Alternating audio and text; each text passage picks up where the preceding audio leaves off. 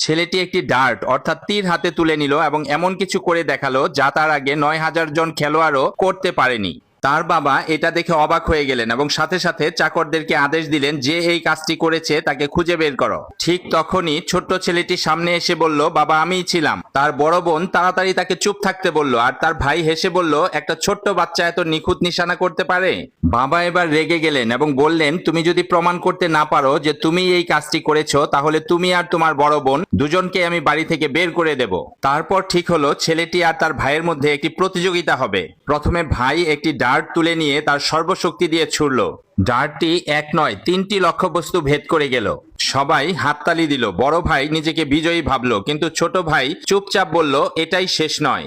বোন তখন হাল ছেড়ে দিতে চাইলো, আমাদের পক্ষে এখন আর জেতা সম্ভব নয়। তখন ছেলেটি তার হাত ধরে পেছনে টেনে বলল, না দিদি, আমি দেখাবো কিভাবে ছোড়া উচিত। সে কিছু মুহূর্তে তাকে সঠিক ছোড়ার কৌশল শেখালো। বোন চোখ বন্ধ করে একাগ্র মনে ছুড়ল আর তীরটি বেগুনি আলোয় ঝলসে উঠল। সোজা সব লক্ষ্যবস্তু ভেদ করে অন্য পারে চলে গেল। জনতা অবাক হলো। বড় ভাই হিংসায় পুড়ে বলল, এটা কৌশল নয়, কপাল ছিল। তারপর সে আবার ছোট ভাইকে সরাসরি চ্যালেঞ্জ করলো। বোন রেগে বলল, লজ্জা করো, 7 বছরের একটি বাচ্চাকে চ্যালেঞ্জ করছ? ছেলেটি হাসি দিয়ে বলল, আমি রাজি। যদি আমি জিতি তাহলে তুমি আমাকে তোমার পিঠে বহন করবে। দুজনেই আঙিনায় দাঁড়ালো। ভাই এখনো বুঝতে পারেনি তার প্রতিদ্বন্দ্বী আসলেই একজন উস্তাদ। সে 4টি ডার্ট তুলে নিয়ে একসাথে ছুড়ল। সবগুলোই লক্ষ্যবস্তুতে আঘাত করলো। এমনকি একটি তীর ভেদ করে ছোট ভাইয়ের দিকে উড়ে এলো।